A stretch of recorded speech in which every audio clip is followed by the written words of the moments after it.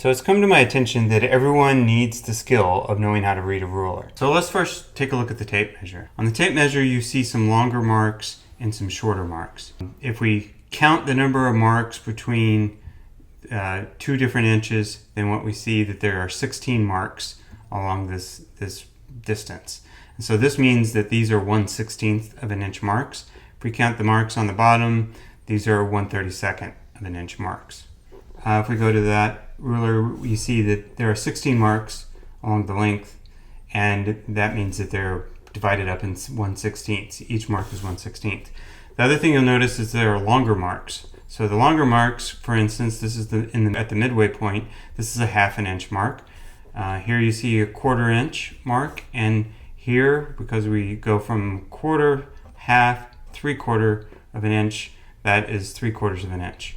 And if you were asked the question to locate 13/16, you would first go to 3/4 and then add a 16th and get 13/16 here. One thing to notice about your ruler is where does the measurement start.